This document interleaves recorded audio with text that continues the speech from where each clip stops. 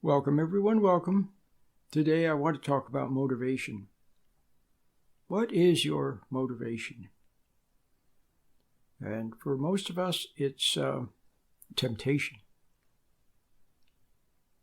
This morning I realized that just about everything that people do is motivated by temptation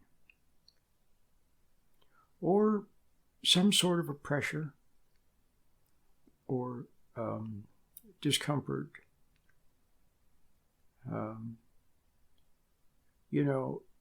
But it's always something on the outside. But it begins with temptation.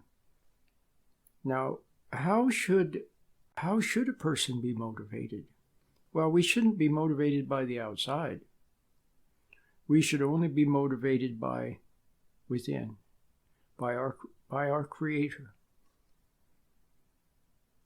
And I can talk about that at various levels. At the most basic level, it's simply doing what's the next thing to do. If you're thirsty, you drink a little water. If you're hungry, then you eat a little something. If you have something to do, then you do it. It's very simple. At another basic level, like when we're kids, it's like life is a school, and it's an adventure. And every day there's wonderful things to discover. So it's a discovery process. And that discovery process is in line with the Creator's will. And sometimes we wonder about something. And then sometimes we find the answer. We're led to the answer.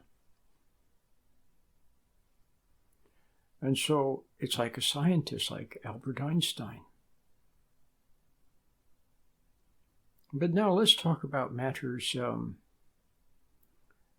more having to do with the average adult, who is motivated by pressure. But pressure is what you feel when you've been tempted. See, let's suppose that you're tempted to do something. Well, then when you do it, then you have a memory of it. And forevermore, whenever you look at that object that you were tempted, let's say to steal, you were tempted to steal a penny. You steal the penny, but then forevermore, when you look at that penny, you see what you had been tempted to steal, and that penny stands for temptation. It stands for stealing. It stands for your shame. It stands for an external pressure. And now when you look at that penny, another penny, then you can either steal another penny or remember the penny that you stole, and something's not quite right about having stolen that penny. Do you understand? So we go through life, and we are pressured to do this, and we're pressured to do that. And we respond to the pressure, but then after that, you're never again neutral to the pressure. See, if you had never responded to something, let's say you had never known fear, you were fearless. Then, when a new situation presents itself, you look at it, you ask questions, and you do something if something is required. But it's not fear, it's simply seeing what needs to be done. But if you have known fear, then when something odd presents itself, then you begin to feel fear. And that fear is your shame.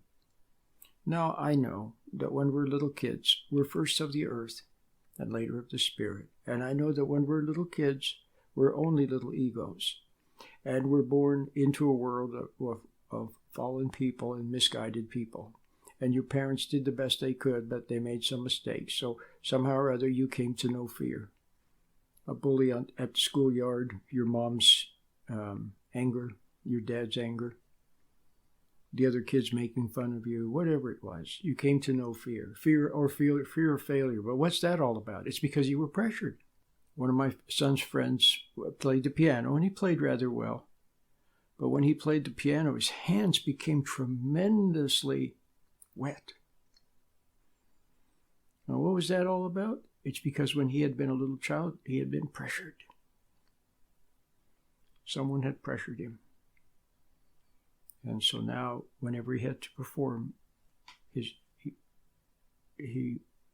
same body reactions occurred as before. The motivation then, instead of being just simply learning, discovering, expressing yourself, or doing the next thing that needs to be done. Now, everything has some kind of external pressure associated with it. So the next thing to be done maybe is to wash the dishes, but then you remember somebody yelled at you to wash them, and now you don't feel like washing them. So you have to drag yourself over to wash them. Or you go and wash them to please somebody.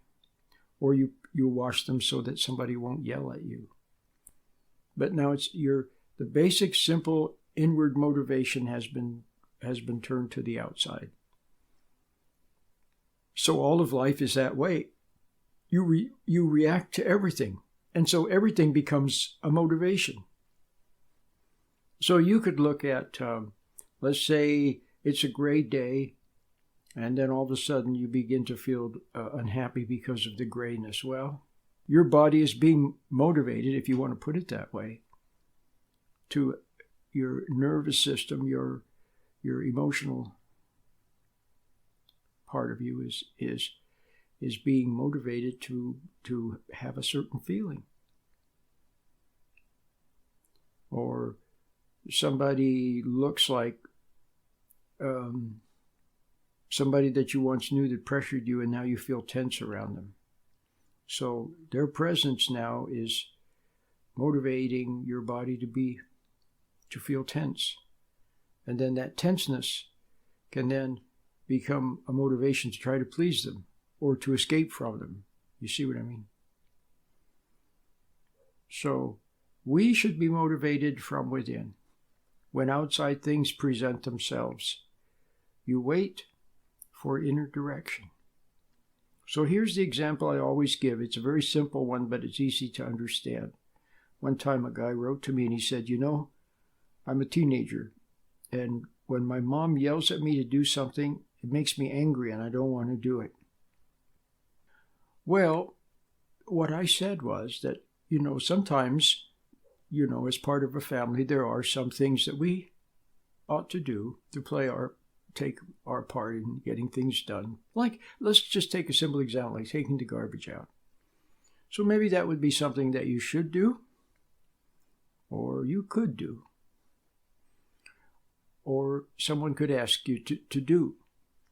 All right, that's a nice thing to do. There's nothing wrong with taking the garbage out. But let's say that your mom looks at you and then with a really mean voice, she yells at you, take the garbage out. And so she yells at you. She says it in a bossy, angry way, take the garbage out. Well, then what you do is you let a heartbeat go by. And you check with your intuition. And if you can wordlessly see in the inner light that it's the right thing to do to take out the garbage, or it's something you could do as a kindness, then do it for that reason. Because you see that it's right.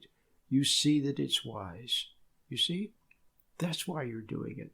Not because you were yelled at, but because you see that it's wise. You understand? Another example I always give, let's say you're driving along and then there's a policeman and he's directing traffic and he points to you in a very rude way. He says, go that way.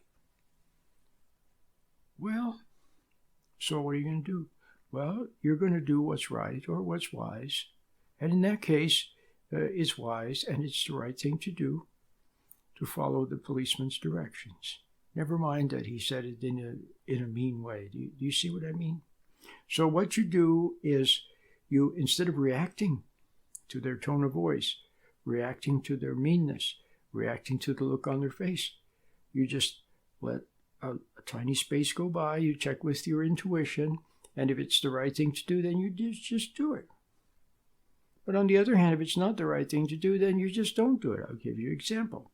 You're walking down the street, and somebody is sitting there, and they say, "Hey, give me $1." No, thank you. And you just proceed on your way. You don't resent the person. You don't get angry at them. You don't resent them for asking you. You just go about your business. No, I don't think so. See?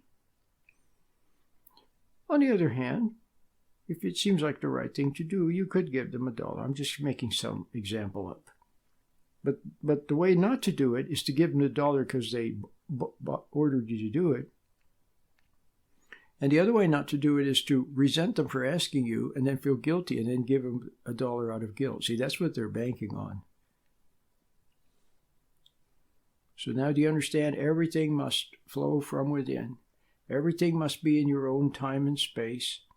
And everything must be in accordance with your conscience or your intuition. Now, the inner light from your Creator, by which you wordlessly see, it's called intuition. And when you don't follow it, it feels like conscience. But if you always followed your conscience, always followed your intuition, then you wouldn't have any conscience. You just do what is, you go about your life. It's very simple, and you do what is right, what is proper, what makes sense, what makes common sense. And once in a while you do a kindness for people, and sometimes they ask you to do something and you just don't do it. You know, if you're at work and somebody comes up to you and they said, "Oh, I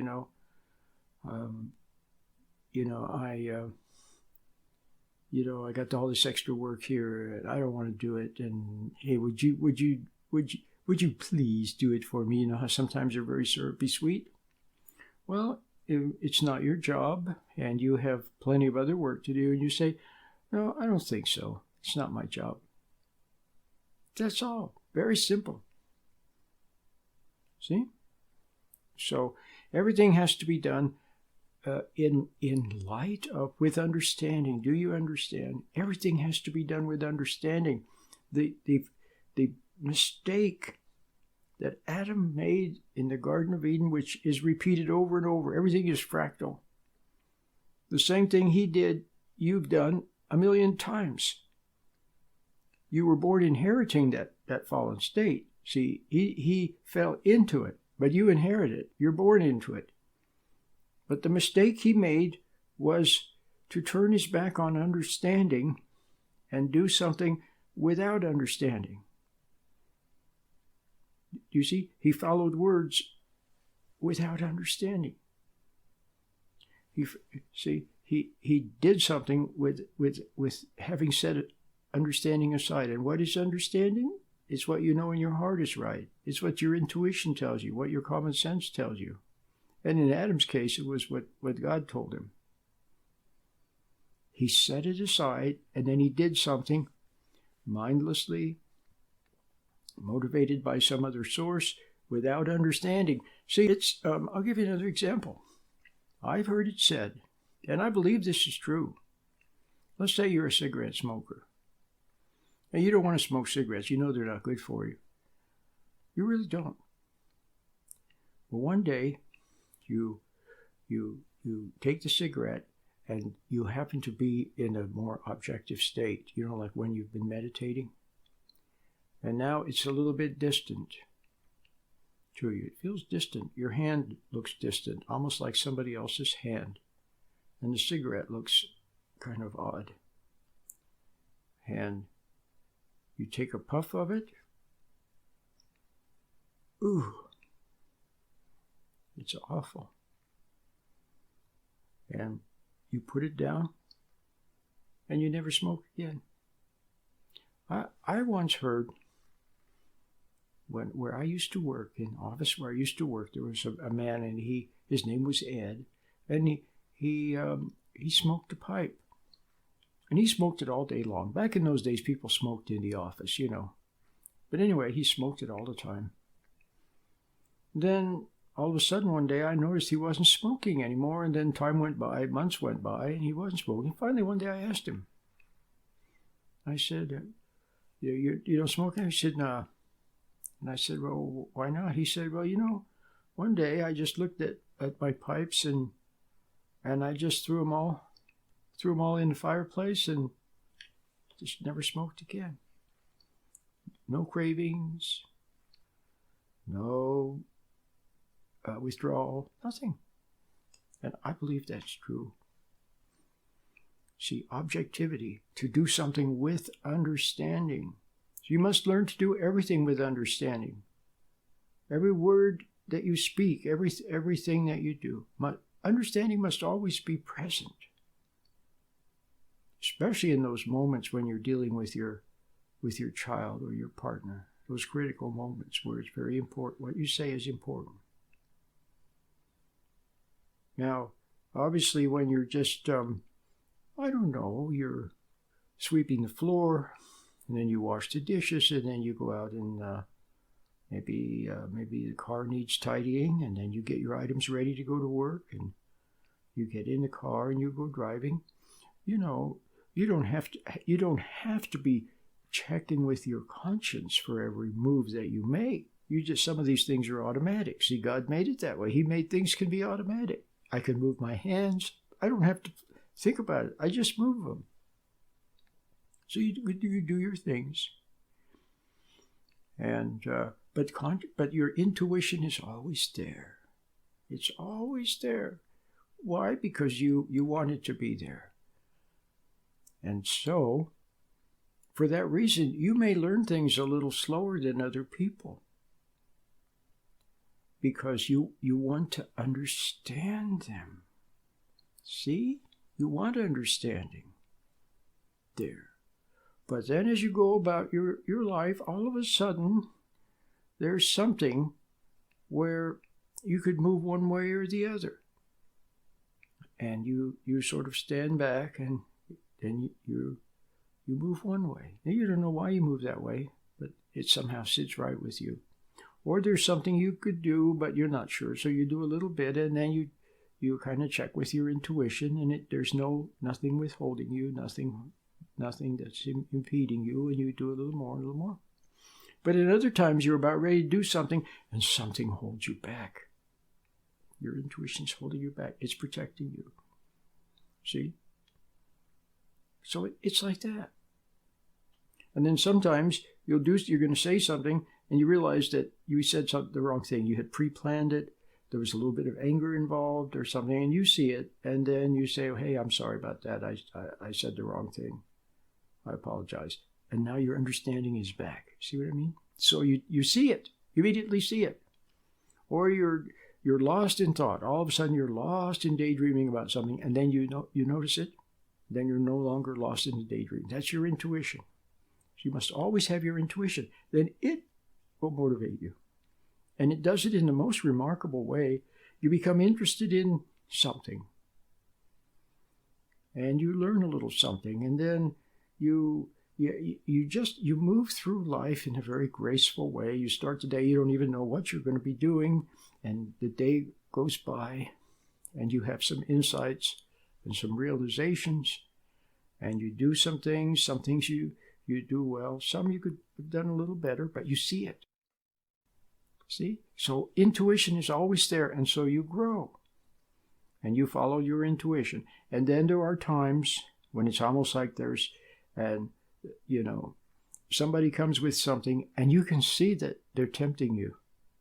You see it. There's temptation in what they're saying. But instead of going for the temptation, instead of getting involved, instead of getting in an argument, instead of trying to explain, instead of whatever, you just go about your business. See? It's very beautiful. So The meditation is important. Begin every day with a little meditation, which is a recommitment to wanting understanding in your life. And then it has a marvelous effect on everything, on you, your body, your thoughts, and on other people too. It's wonderful.